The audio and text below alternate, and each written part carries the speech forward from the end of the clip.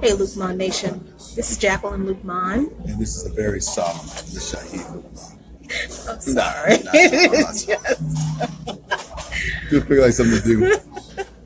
So we are out enjoying just, a Wednesday night out, just hanging out. Hitting another Asian buffet because I would say Chinese buffet, but I don't know if they're Chinese or not. I just know it's an Asian buffet. So. Yeah, and the Chinese people probably don't eat a lot of this. This is really not Chinese food. No. But it's buffet food, and we love buffet food. Yep, we sure do. But it's been an eventful week from the weekend. We'll give you guys a couple of minutes to hop on. Hey, y'all, what's going on, Christopher? Yeah, Christopher Kier. I think I saw Chanel. Chanel's on there? I think so. I think I saw her. We are going to talk about this George Soros business that's been floating around in the online progressive alternate universe. I don't even understand what's going on with these people, but I've been kind of holding on to this for a minute. So, and my wonderful husband here has been so patient with me, ranting and raving about the things that have happened over the past few months, and he has been trying so hard to just be like, listen, just let it pass, babe, just let it pass, it'll pass. But then Charlottesville happened, and then we both realized, like we both always knew, you can't let this stuff go, right? I mean, we did not start Lukman Nation for popularity.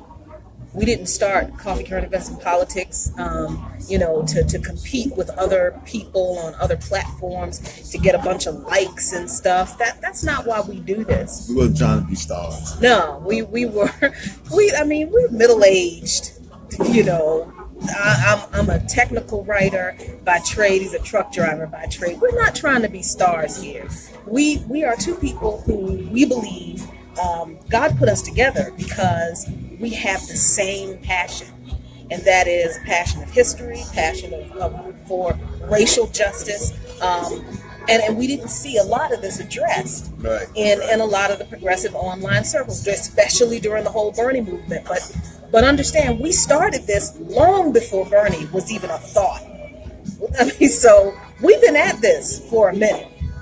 So for me, this past week has been like the culmination, this past weekend, I guess, has been like the culmination of the past 2 months of just racist BS that I've seen and that I've experienced myself, that I've been on the receiving end of in the progressive movement, and seeing what happened in Charlottesville this weekend, and seeing the responses from some people who called themselves progressives to the events in Charlottesville this weekend, really just it really just made me feel like, you know what, I just need to tell the truth about all this, because all of it, everything that has happened over the past few months is directly connected to what happened in Charlottesville.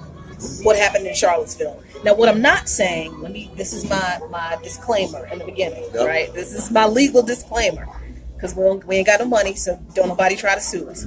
We're not saying that any of these people that I am about to mention, because Jacqueline's about to name some names, I'm not saying that any of these people caused what happened in Charlottesville. What I'm saying is, what I'm about to say is that the narrative that they have fostered have created this environment now in the online progressive alternative universe where you've got white people who call themselves progressives who won't even call racism what it is. And you've got black progressives like me and like Anoa Shanga and like Ben Dixon and other black progressives and our white friends and our white allies and our white comrades sitting here watching people tell us that what happened in Charlottesville this weekend isn't about race, it's about class. Not only that, but that George Soros is behind this. He orchestrated all of this. Of course he did. He created all of this firestorm to distract this firestorm of racism, right, in Charlottesville to distract progressives from focusing on health care and Medicare for all. Please help me not to cuss. I'm just asking my husband to please help me not to cuss tonight. I'll do what I can. He hasn't been able to stop me so far. Yep. But I'm going to make a concerted effort not to cuss a whole lot. So I've been really amused by the progressives who are posting online, oh my God, Donald Trump didn't call it racism. He didn't call them white supremacists. You know, he didn't say it was about racism. I don't understand how these people can be upset at what Donald Trump did or didn't say when 2 months ago, none of y'all, a whole lot of y'all didn't believe us when we said that Claudia Stauber made up a racist lie about Ajamu Baraka at the UNAC conference. Explain to me how you are upset that Donald Trump didn't call what happened in Charlottesville racist terrorism. Why are you mad at that? When 2 months ago, almost all of, that's not fair, a lot of Claudia Stauber's supporters came out and called me and Anoa Shonga racist, came out and called us paid agents, came out and told us, said that we were hateful and that we were attacking Claudia because we were jealous. You know, we didn't have a big platform like her, so we're just trying to take her down. Why? Because she falsely accused Ajamu Baraka of being racist toward her in a workshop he arranged at the UNAC conference. And at first, we didn't know that she was even talking about him because she didn't mention him. She didn't name him in her accusation, in her video accusation. So we had no idea she was even talking about him. But then, and we're like, well, okay, maybe she just doesn't understand. That's okay, that's fine. You don't understand why black people organize like this. That's cool. So we tried to explain to her, and not just me and Anoa, but other people too. Tried to explain to her, listen, there was nothing racist about this, blah, blah. You've heard me tell the story. The video is on the page from a few months ago where I talk about this in detail. At first, we thought she just didn't understand. But as the days wore on and as more information came out, we realized that not only did she understand, but she wasn't telling the truth about the situation at all. She sat in that session with Ajamu Baraka. She sat in that man's face. She was less than 20 feet away from that man the whole time. She wasn't the only white person in that session. She asked questions. Nobody kicked her or the other white person out. She said in her video that a black lady was allowed to live stream, and she wasn't. She never asked if anybody was designated specifically to live stream to a specific place, because every organization has a right to control the content of their meetings and where it's published. She never asked that question. Not only that, but the lady she accused of live streaming, the black lady that she said was allowed to live stream and she wasn't because she was white, that lady ain't even black. She ain't black. And there's no way you could look at her and go, no. And I didn't even know that when I did the video that I did that's on the page a few months ago. I didn't even know that until Julie reached out to me. Her name is Julie Cowardice. I think I'm pronouncing her name right. Y'all know how I am with names. Forgive me, Julie. But she reached out to me and told me I'm the lady who live streamed and I'm not black. Right. Look. So when we confront Claudia with all of this information and her supporters, nobody was nasty to her. We were trying to tell her, Claudia, this doesn't sound right. Come on now. At first we thought you just misunderstood, but now you're just, come on. People are telling us that you went to lunch with them that day. People are telling us that you went to lunch with the people you said were racist against you. This doesn't make sense. She ignores us. And then when she does engage with us, she accuses us of being aggressive toward her. I had aggressive body language. Noah was attacking her. Then she started blocking people.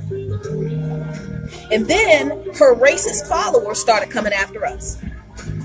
They started leaving nasty racist comments on my page, on Noah's page. They would send us private messages with racist crap in there. This guy, Hamo Shower, who ran the group Ajamu Baraka for President 2020, because he was mad that black people challenged his I don't know what she is to him, but his response was to change the name of the group Ajamu Baraka for President 2020 to Ajamu Baraka Exposed. He went on this racist tirade bandwagon, accusing Ajamu Baraka of being a black supremacist, accusing me, Nico House, Anoa Shanga, anybody who disagreed with Claudia Stauber, accused us all of being racist. He created memes with our names that passed that stuff around. It was insane. Then the next thing you know, he recruits a bunch of other racist people coming into that group, making racist attacks. They would follow us around and post wherever we were, making racist comments. This all happened because we challenged a white woman on her false accusation of racism against black activists. Take out of the equation who it was. Take all that out of the equation. And just the fact that we challenged somebody who lied about black activists. And that's the response we got from progressives. So it blows my mind that some of these very same progressives are just wringing their hands about what happened in Charlottesville.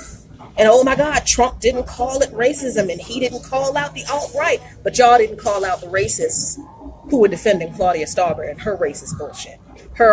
See, it didn't take long. And her racist stuff and her racist supporters. Not only did you not call out the racism from Claudia Stauber and her supporters, you didn't call out the racism from Debbie Luzignan and hers either.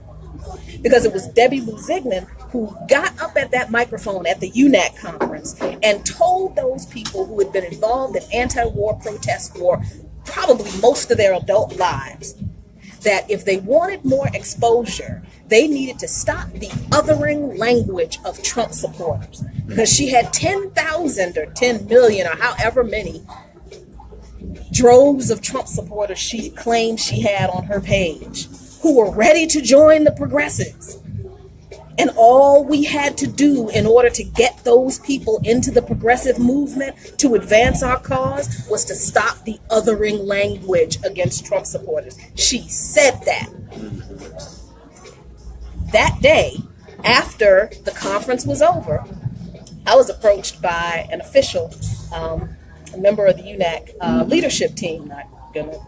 He said to me that there has been a concerted effort up to that point. There had been a concerted effort among those on the right to take over progressive spaces and organizations, to flood progressive organizations with right and far right people and ideology. And that fight had been going on ever since the election. And it wasn't just with UNAC, it was with other organizations too. Then I heard from people in the online space that, yeah, that's been going on too, where people on the right have been trying to take over progressive organizations. During the election, we saw how Hillary Clinton and her supporters came in online and kicked out admins of Bernie groups, loaded the admin panels of those groups up with pro-Hillary people and turned and flipped those groups for Hillary. And now people on the right are trying to do the same thing with progressive organizations. And what does Debbie Luzignan do with her time at the mic during the comment section at the UNAC conference? She makes an appeal to progressives to be nice to Trump supporters so we can let them in to advance progressive causes.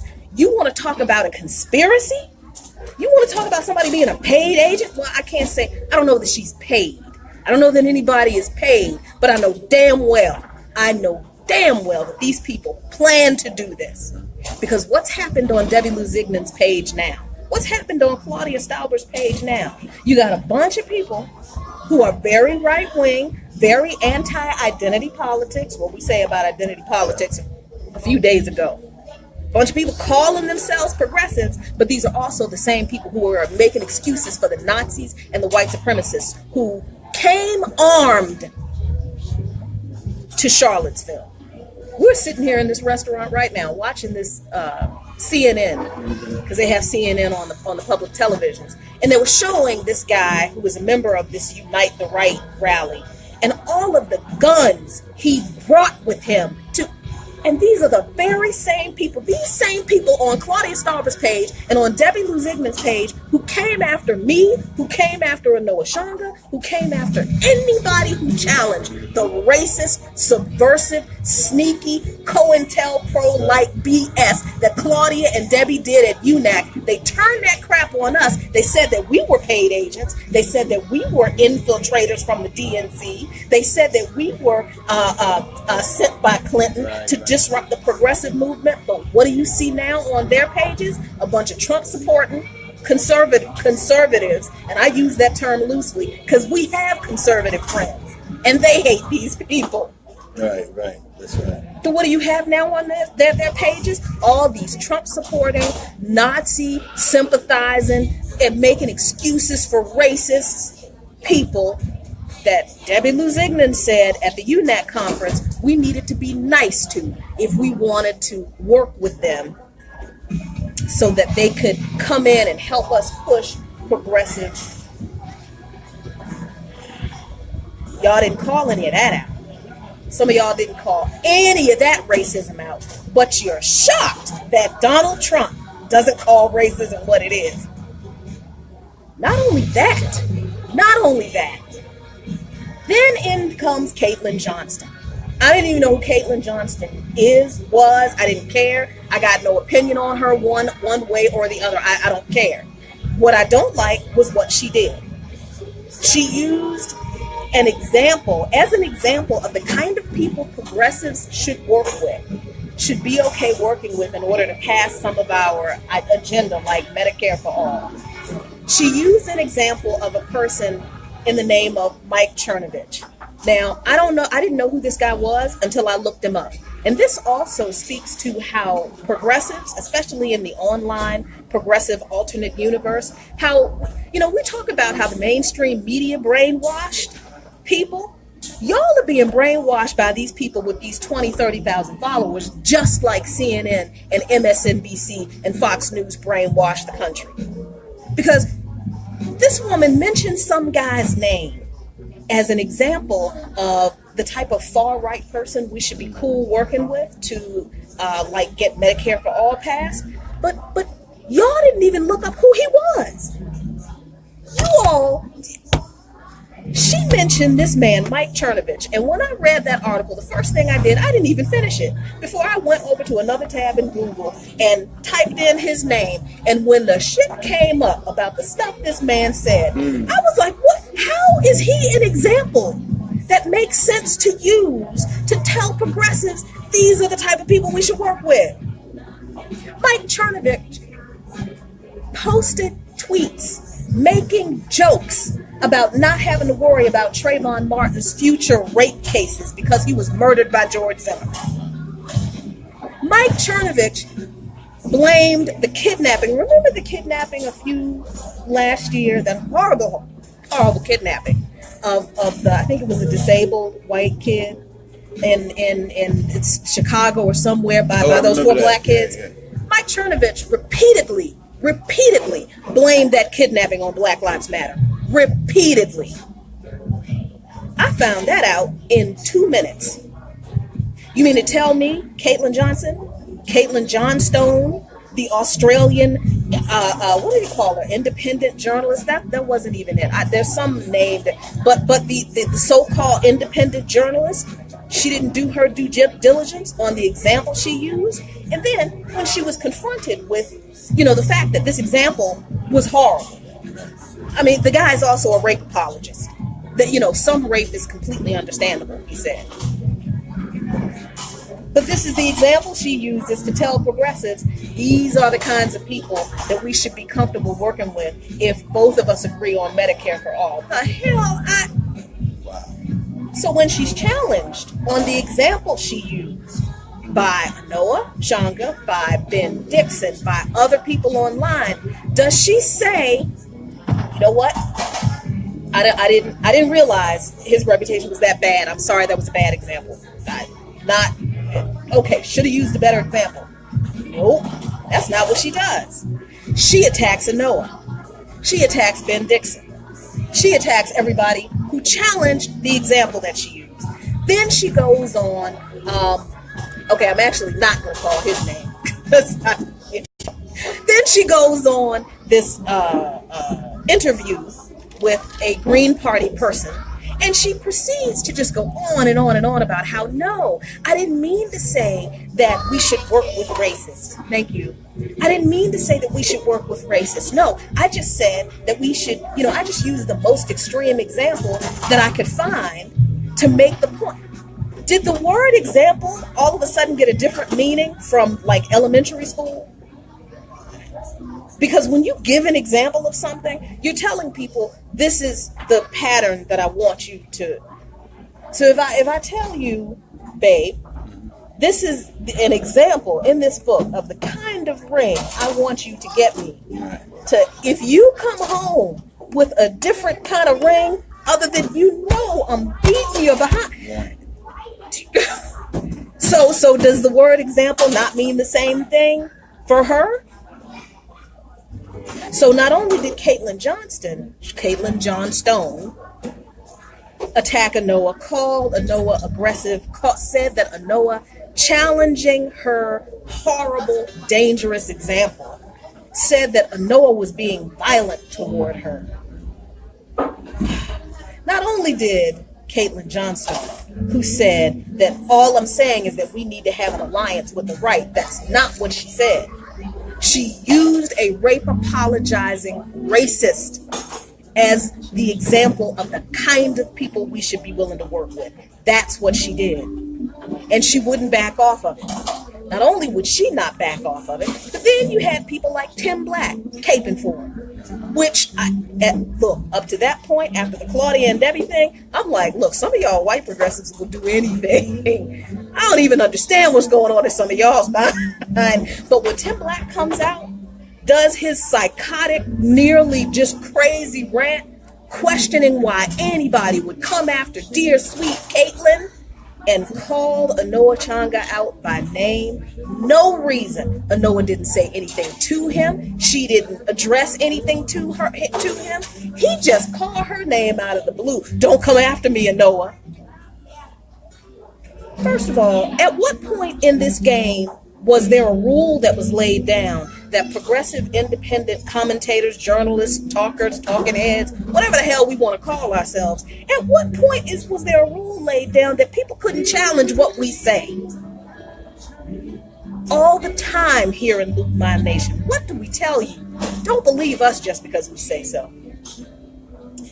That's why we post articles. That's why we give you links. That's why we give you information. That's why we give you the history. Thank you. Our opinions, we think our opinions are fabulous. I think his opinion is great. But our opinions mean nothing if it is not backed up with truth. Because the only currency in Luke My Nation is truth. That's it. We can feel however we want, but if it ain't true, it's not true. And we've had to be corrected on things. And we welcome when you guys correct us on stuff because we don't know everything. Right. I mean, it's just us too. We don't have we are the research staff. Pretty much us and George. Yeah. We got a couple of people. Like including ourselves, but so we can't always cover all the bases all the time. So we're gonna get stuff wrong, and that's fine. But it's like these people, they don't think they can be wrong. And if you challenge any part of their narrative, it's not that anybody was telling Caitlin that she was wrong for wanting to work with the right, because you've heard us say that there are some conservatives that we don't have a problem with working with on certain issues. But we draw the line at working with people who would be just fine seeing us dead and being the ones to usher us into the ovens. And that was the message that was sent when she used that man as an example for the kind of people we should work with. So Tim Black just completely how could anyone, have a problem with working with people on the right? You got to work with people to get things done. And, I believe if you speak truth to power, you can go anywhere. You can speak truth to power in Charlottesville. You think you could do that, Tim? Speak truth to power to those people in Charlottesville who came there the night before. And I know people are making fun of the tiki torches. I know. They're tiki torches and they're funny, right? But that imagery is also reminiscent of the torchlit marches of the Nazis through Jewish neighborhoods in Germany. It's a form of intimidation. As they rounded people up. That's right. And it's also reminiscent of the torchlit rallies by the Klan. You want to speak truth to power to those people? So people have excoriated our friend Anoa, and make no bones about it. That woman is my friend. She's our friend. And we took it personally when people said the awful things about her that she said. Some woman who goes by the name of Politics Peach. Let me give you an example of the really nasty stuff people have said. Some woman by the name of Politics Peach on Twitter, who is now doing ads for Tim Black, posted about Anoa that she was carrying on the mantle or the marching orders for Bernie Sanders and endorsing the Democratic candidates because Anoa wants to run for office as a Democrat. That's what that woman, a black woman, that's what that woman tweeted about Anoa Shanga, a woman she don't know, a woman she had never talked to, but she put that lie out there on Twitter about that woman like it was the truth. I mean, but black people are capable of losing their minds too. This is true because like you say, babe, and I know that some people missed the reference when we did the video when we were in the park in our neighborhood. When you got to put those pumps on and pimp for your followers. Oh yeah. See, we may never get 10, 20,000 followers. Hell, we may never get 5. I don't know. We may never get 5,000 followers, but that's okay with us because we didn't start this to amass a bunch of followers. We didn't do this to appease a bunch of people and tell a bunch of people the stuff that we know they want to hear that will keep them coming back to our page, keeping our page, page reach? Oh, I don't know. Yeah, keeping our page. I think they even playing us on that though. I think they are too. But I mean, the thing of it is the fact that the only thing we have to give you guys is our integrity. That's it. And the only thing we have to give you guys, man, is our sincerity to come at you with the truth as we see it and with the truth as we know it to be. I mean, some people have been corrupted by their attempts to, they started off sincere. And with their attempts to be superstars, their attempts to maybe make some money, and their attempts to be all of these other things, somehow they lost focus. And that's what happened. So now instead of chasing the truth, they're chasing the dollar. Instead of chasing the truth, they're chasing followers and likes and all this other kind of stuff. And so what happens is that anytime you chase that kind of stuff, then you got to sacrifice something. And most of them are sacrificing their integrity. I mean, to the point now where they're even lying just to be relevant. Yes. They're lying just to be relevant when they know that what they're saying is not true. But if I was to tell the truth, if I would say, then I can't create this controversy, and then I can no longer be relevant. You won't be talking about me. Right. So a lot of people, man, they took the cruddy road, that road that's filled with potholes and stuff. Where we, in spite of our, and we've never been ashamed when folks throw at us, you guys don't, have a lot of, viewers. We don't have this, we don't have that. One of the things that Jackie and I have always understood that our audience, you guys who are watching us right now, we will put you guys up against anybody because the thing of it is that we know that, you can have a 10,000 people, but the thing of it is that most of them don't even know anything. we engage with you guys. You guys are not sheep in the audience here, where the rest of them got 10,000 sheep. You know what I mean? So the only thing they sit up there and just say, yeah, such and such, such a, you're right. Now go out there and spread my message, charge, and they go.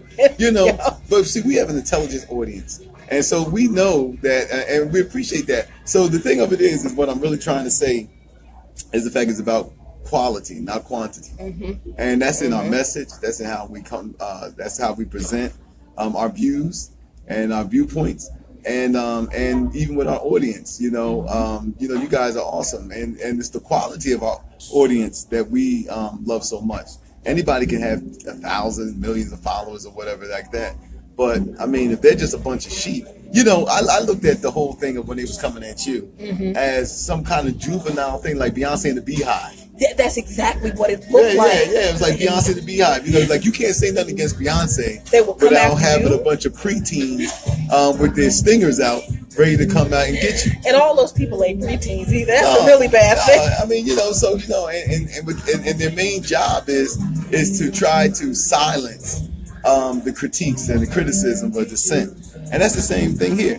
I've told Jackie a couple of days ago that I felt that this whole George Soros thing, which I think is some of the most ridiculous things that I ever heard coming from so-called intelligent people. I'm sitting up here saying to myself, like, some people on the left or the progressive left are so cowardly that they're going to actually manufacture, because that's what this is. They're going to manufacture this conspiracy. Now, like most conspiracies, and I'm not saying I'm against all conspiratorial things, but most conspiracies is a bunch of bullshit. And I'm going to tell you why. All of those dudes out there, now let's take the George Soros thing, for instance, and that he somehow, in between making money, because, in between making money, now he's going out here and doing these old secret things, and, and got this grand agenda to get the alt-right and the white nationalist groups to sit up here and carry out his agenda for whatever thing he's trying to achieve. Now, this is the thing that gets me. I looked at them guys on TV. I mean, if you've seen those guys that was marching with the tiki torches and with the shields and stuff, they ain't the brightest bunch on the block. So I'm saying that if the memo got passed down to them, I can't see how any of them was smart enough to keep that secret. That's the thing about conspiracies, right? That's the key component to a conspiracy that a lot of people don't get. You have to have, in order for it to be a conspiracy, you got to keep it a secret. You got to keep it a secret among everybody that you get involved to carry out the conspiracy. See, that's why COINTELPRO wasn't carried out by like thousands of people. COINTELPRO, which was an actual conspiracy that the government actually carried out, COINTELPRO was carried out at the highest echelons of the FBI, targeted at racial and social justice organizations, but they only actually told a few hundred people, if that much, the operatives they sent out. And they didn't even tell those people the whole plan. Right, exactly. We're talking about, and they didn't tell all of the people, all of the agents, all of the infiltrators who were sent in to infiltrate and destroy leftist, progressive, social, and racial justice organizations. We're not the ones doing that. They didn't tell these agents, these infiltrators, all of the information at the same time. Right? So the people that they sent in to infiltrate the American Indian movement, they didn't tell them about what they were doing with the Black Panther Party. They didn't tell the Black Panther Party what they were doing with the anti-war group over it. That's how you maintain a conspiracy. You don't maintain a conspiracy by putting an ad out on Craigslist and advertising for paid protesters. That's not how you carry out a conspiracy. But see, when you don't listen to people who have been the actual targets of conspiracies, government conspiracies, and efforts to infiltrate and destroy our movements, when you don't listen to us, you believe any kind of ridiculous thing somebody says. Oh, I just have to point out that Julie Varagisi is online. Hey, Julie. the black not black lady. The black not black lady. You know, America got it screwed up, man. We got so many different. Now we got to add a new term, the black not black. No, lady. that's just. I know. It's just my joke for Julie. But let's get down to the thing where, first of all, we got a short attention span in this country, and we keep forgetting that all of this stuff goes way back in history.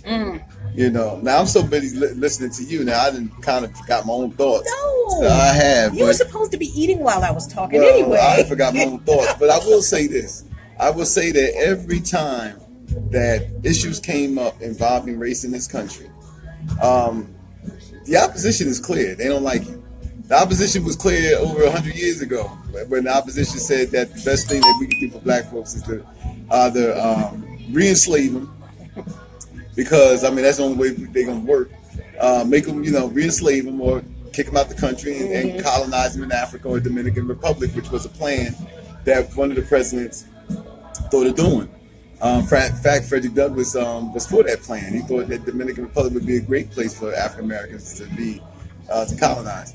But once again, every time race in this country comes up, whether it was the abolitionist movement, whatever, it was always compromised or by those who didn't have our best interests at heart. Right. What I see here, even today, even with this George Soros thing, is still rooted in racist ideas, because what it's basically saying, once again, as we have always heard throughout history, is that we as black people, we just don't know how to think for ourselves. Like we can't be outraged enough to say, I want Lee's statue out. No, that has to be orchestrated by Soros. Oh, yes. Listen to what I'm saying. What I'm saying is the fact that we was never given credit for even being proactive enough to say that we even want this change without people who's supposed to be our supporters. And as Jackie pointed out, it's just not white people, black people too. People who are who has ingested these racist ideas about us, to feel like we can't even, we're not even intelligent enough to say, I don't want to look at Robert Lee's statue in Man's Face Park all the time. That reminds me of a painful past that my ancestors went through. That is a present reminder that this country was cool with what Robert Lee fought for. So I'm not even giving credit for even thinking like that. No, it has to be, George Soros is the one that orchestrated this. As if I don't have paternalism, right, Chris? Paternalism. So this paternalistic idea was rooted in the abolitionist movement. It was rooted even every time we came up with when African Americans and our allies resisted racist ideas and this racist attitudes and the racism in the culture. It was always this paternalism that says, well, you know what? Yeah, you can get freedom. This is what our ancestors went through now. Yeah, y'all can have freedom, but first, you have to be groomed for freedom. And these were people who were supposed to be on our side, you can have education, but not in Harvard, because you're relegated more to industrial class work. So, and that was part of the Atlantic Compromise. So it was like, we were with that because, you're not talking about being in positions of power. You're going to serve as you always have served as industrial laborers. So fast forward and we go up, and then here it is again in 2017, and we got the same people who are supposed to be on our side parroting back to us conservative talking points. You know what I mean? And what I mean by conservative talking points, I had to listen to Rush Limbaugh as much as I hate it. But unfortunately, Republican channels have stronger signals than liberal channels. That's sort of like symbolic of even how our movements are. Oh. That the radio stations that have conservative talk, their signals are always louder than the signals of progressives, even on the radio. So so what does that tell you? So I'm sitting here, and I have to listen to Rush Limbaugh say that that Black Lives Matter is to blame for what was going on in Charlottesville. I had to listen to Chris Plant say that what happened in Charlottesville is a legacy of Barack Obama. Now, we can sit back and dismiss these people as being insane, but it wasn't insane in Memphis back in 1866 when during Reconstruction, when mobs of white men roamed Memphis, killed 50 black people because they didn't like that they were free and that progress was going on. They gang raped 6 black women, and you know what they blamed it on? That the black Union soldiers that were stationed there to protect black people, that they provoked this violence. And so what they do was they shipped the black people, the black soldiers out west, and that's how the Buffalo Soldiers formed. Good grief. So all day you're listening to the conservatives say that this is Black Lives Matter's fault, and it's Antifa's fault too, which is short for anti-fascist. Are they closing up? I think so. You've listened to conservatives say it's Black Lives Matter's fault and it's Antifa's fault, and this wouldn't happen if black people wouldn't make such a big deal about racism. What was the other thing that was said? That the conservatives said this was George Soros too. Well, I didn't hear that on the radio. The George Soros thing, I heard bits and ends about it. Mm-hmm. They didn't, because they blame Soros for everything, too. But the thing of it is the fact that you see what our dilemma is, and then Rush Limbaugh goes on with identity politics, which I am ashamed of progressives.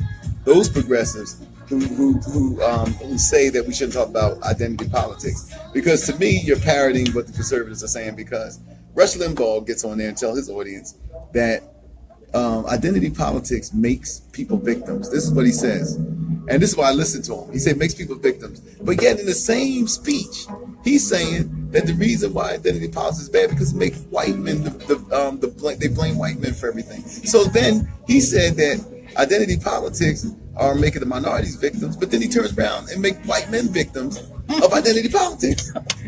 So what is it, Rush?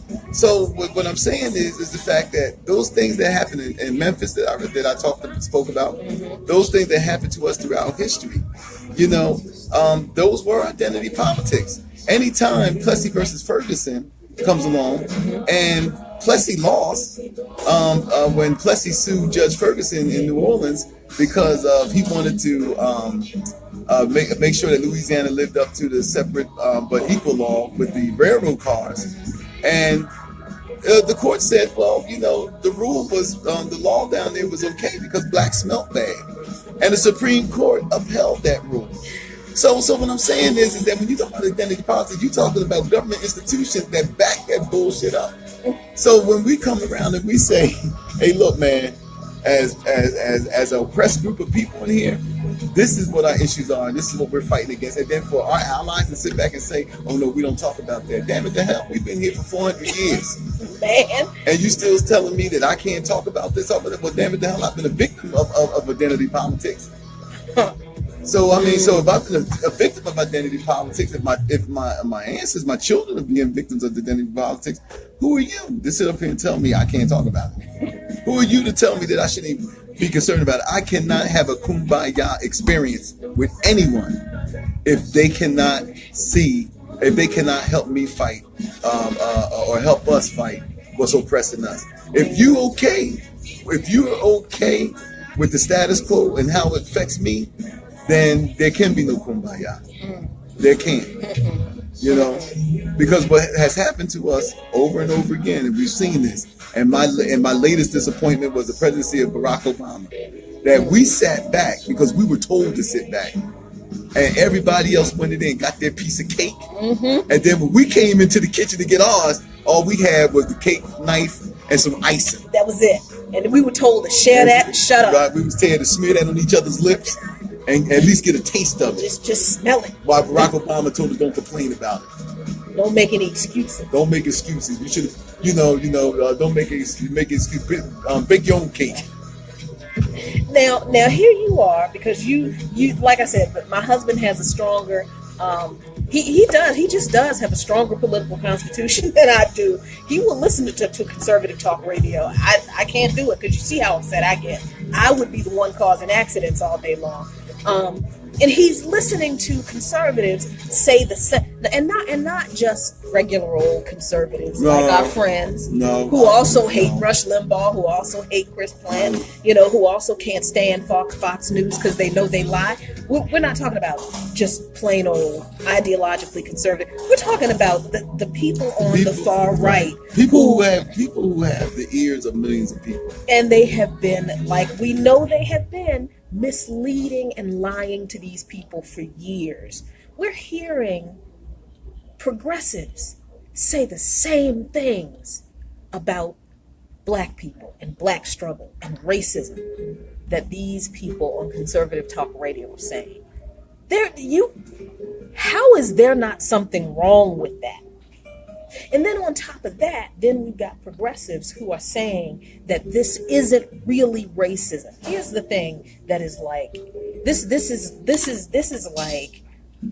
is like being stabbed in the throat. This isn't even like having a friend smile in your face and stab you in the back. No, this is like just you have been helping somebody. Like, we fell into the Bernie thing. We were in Philadelphia. We were out there outside of the Wells Fargo Center. We agreed with Bernie Sanders' message. We were happy that he had to be pushed to include racial justice in his platform, because he did. He had to be pushed.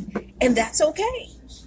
Didn't agree with him on reparations, but everything else we were cool with. Yes, we're down with the rest of that stuff. We'll work on you with reparations. We ain't gonna let go of that. Right.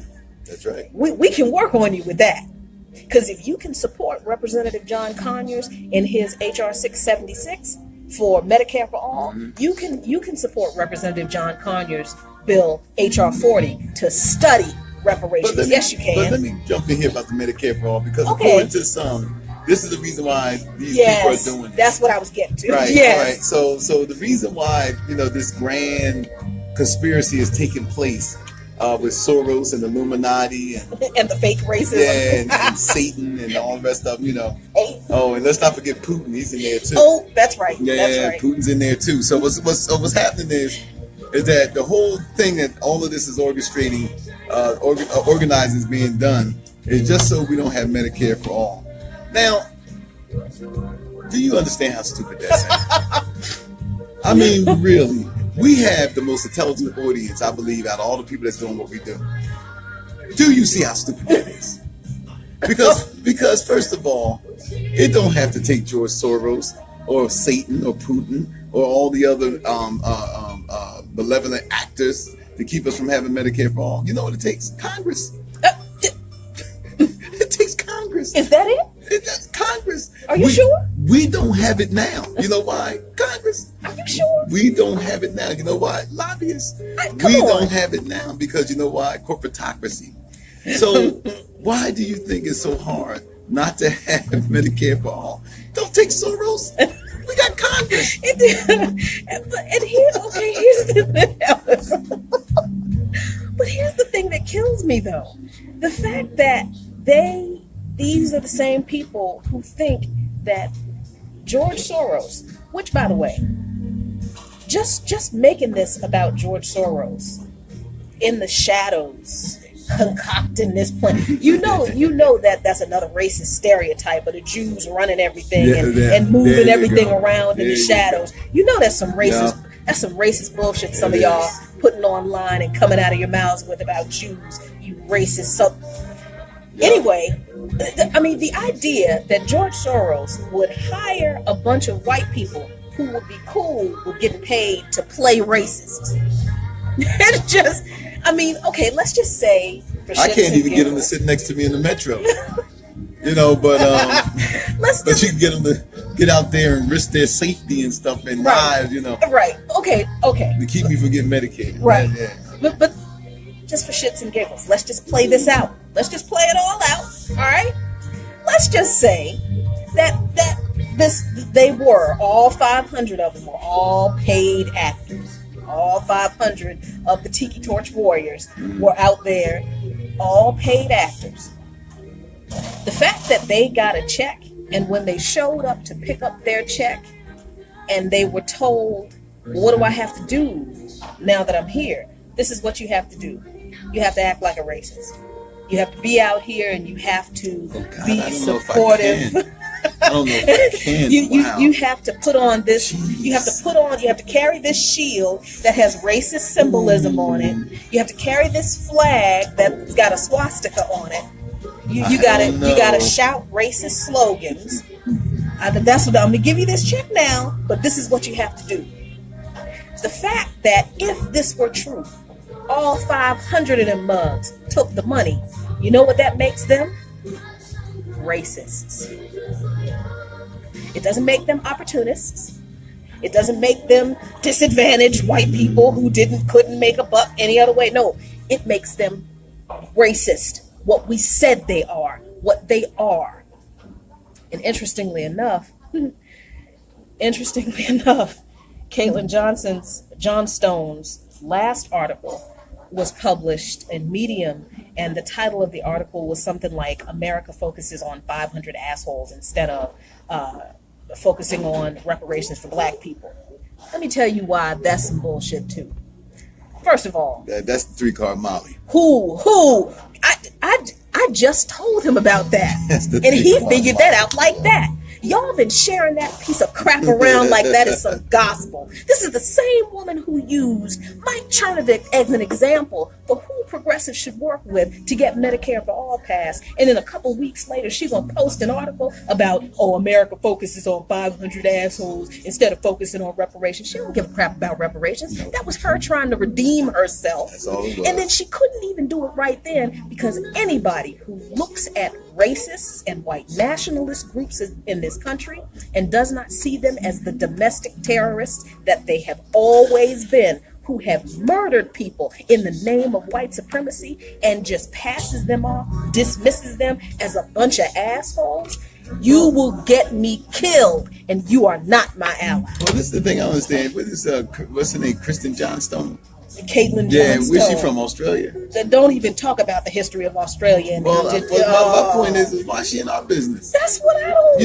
She got, I think the Aborigines would like for her to be part of that discussion over there.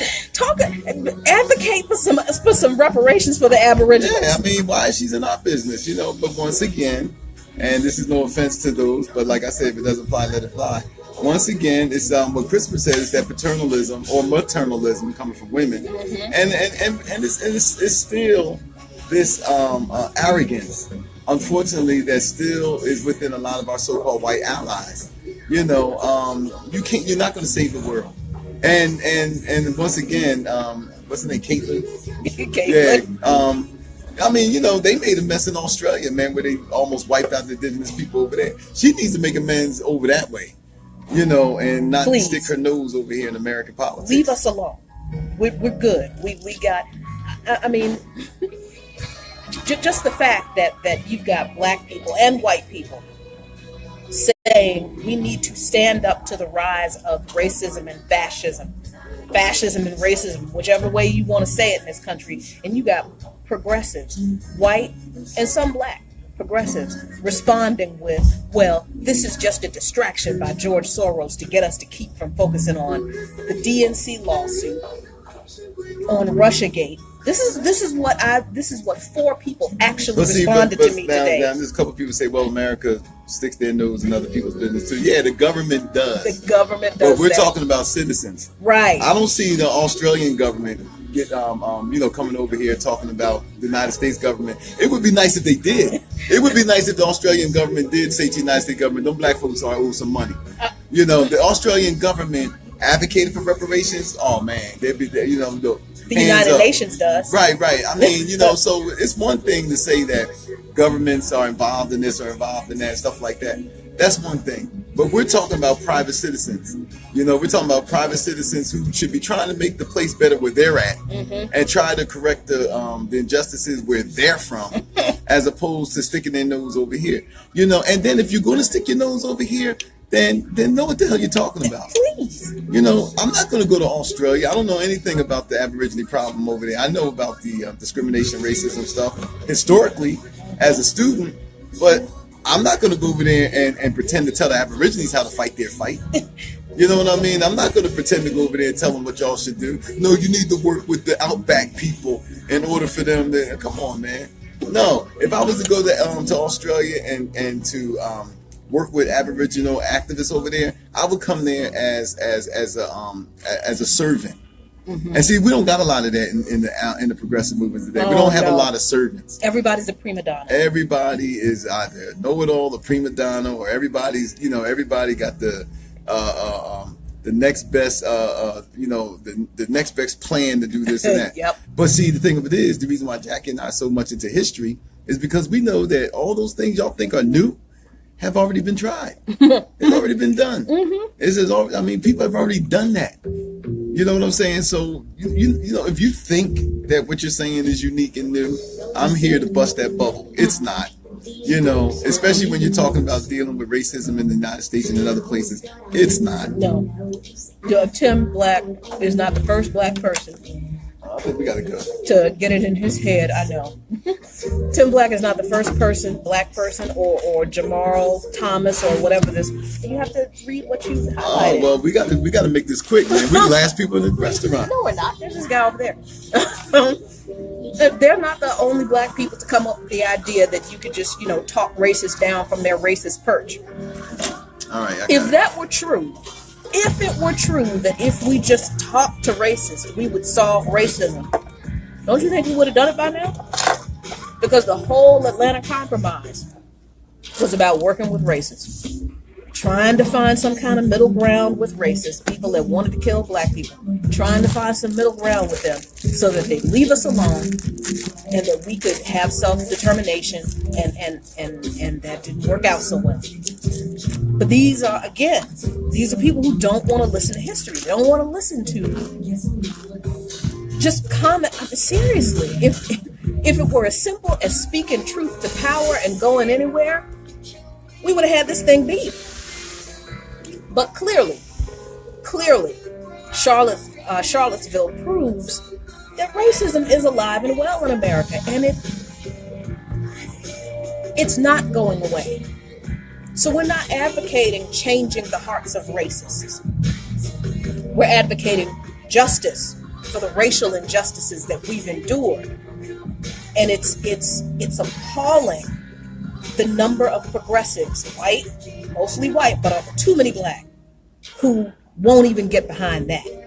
They'd rather call this some made-up plan by George Soros to get us from focusing on Medicare and Russiagate and the DNC lawsuit than calling this what it is, racism that actually takes people's lives. So what you got?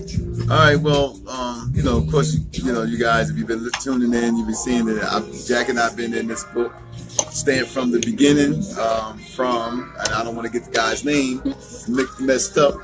So Abraham X. Kendi, right? Mm-hmm. And a couple of our white friends have bought the book, and a couple other people bought the book. We really recommend it. Mm-hmm. It really gives you a really detailed history in the easy reading form of knowing where all of these racist ideas originated from and why we still hold on to them. But anyway, I've said on this show before about we have what we call movement killers. Mm. And whether they're COINTELPRO agents and all this other kind of stuff, we know that there are people who are viruses that get inside these progressive movements and they destroy these movements. It happened with Occupy Wall Street. It just happened time and time again. Well, again, here's a lesson from history. And this is also from Stand from the Beginning. And so they're talking about the progressive era. And a couple of you guys, I remember reading about y'all writing about the progressive era, which took place after the Plessy decision. So, and that was actually the beginning of the progressive era. So it says here in the book, it says that in reality, the progressive era was rigged by elite white men and women. It was dominated, at least from the standpoint of its elite funders and organizers, by a desire to end the social strife caused by industrialization, urbanization, immigration, and inequality in the 1880s and 1890s.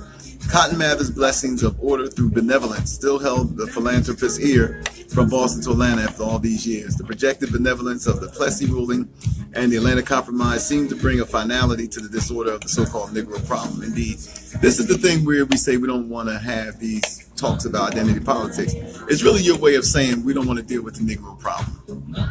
You know, We don't want to deal with the Negro problem. So what I'm saying is that even in back then in 1896, where when the progressive era began, it was still once again, as I stated here, it was rigged and it was sabotaged. Because what happened was, man, they really didn't put they backed it, but it was still to acquiesce white supremacy. It was still to work within the confines of white supremacy. Yep. Oh yeah, we're progressive. Like we don't think that black people should be re-enslaved, but they definitely can't have social equality with us. Right.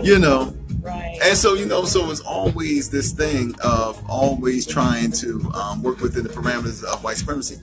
And what we're saying here in Look My Nation is that tactic is, that strategy, man, is got to die. No longer can we sit up here and appease white supremacists. No longer can we sit up here and appease racial ideas. And that's coming from whites and blacks. You got black racists too, black racists who hold on to these racial ideas. You know what I mean? So it's not just unique to white people or white thinking. I mean, you got black people. I mean, I see a bunch of black racists on Fox all the time.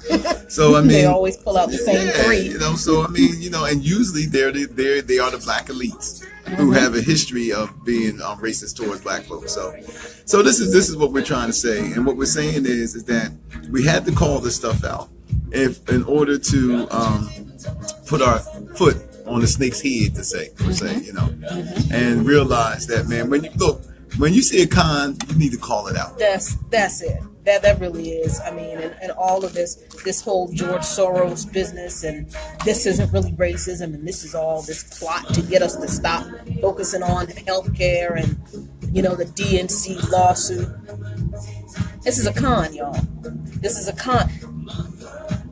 They're right. People are right in that this is. I think we need to wrap this up. Okay. All right. This is a con. This is a con in that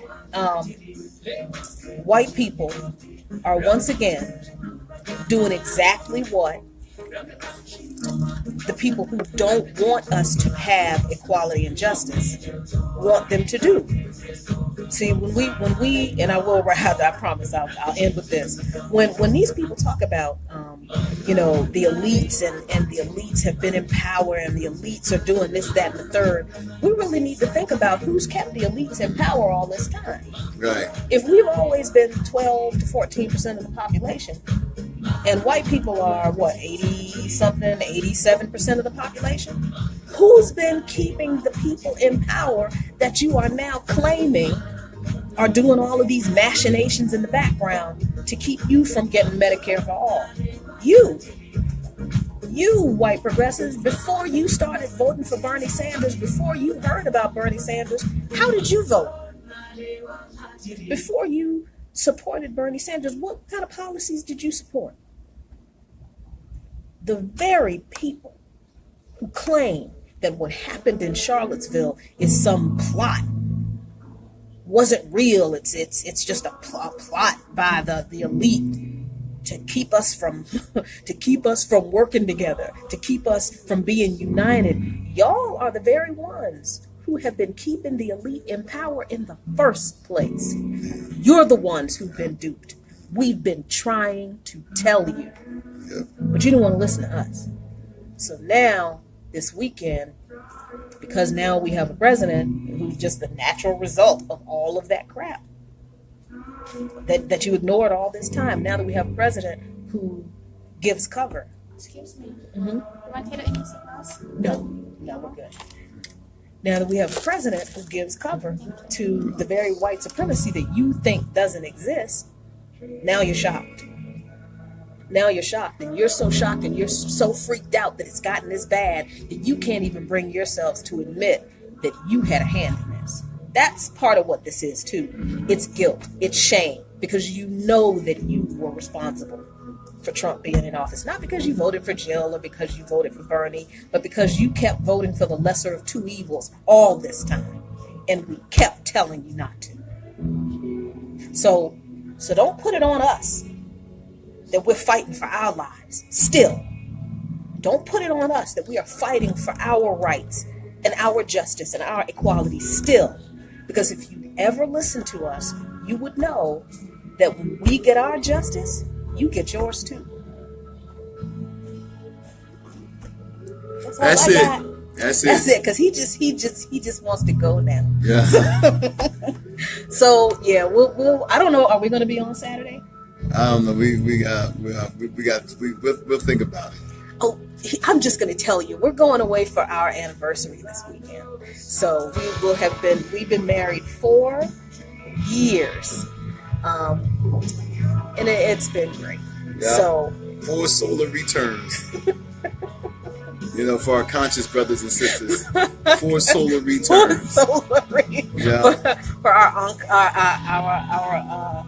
our Hotep brothers and sisters.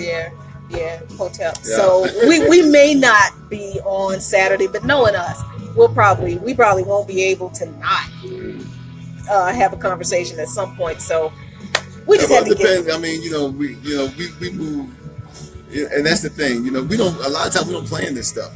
No. So I mean, we're unlike our polished friends, our polished contemporaries, we don't thank you, Angela. Thank you, Pete. Ashe, Angela. We don't plan this stuff. We go out and eat. We go laugh at people. We just be out. And then we're like, you know what, man, let's do a live stream, or let's do this, do that. That's how we do. So this is what you get, folks. Yep. I mean, this is what you get here. That's it. And we thank you for supporting us now. I'm not going to talk much longer. Look, they want us out. I'm just being bullheaded. That's all. I don't think they're going to let us leave. I don't think so. They're going to make us wash dishes. We better go. Yeah, we got to go. Thanks, y'all. Bye.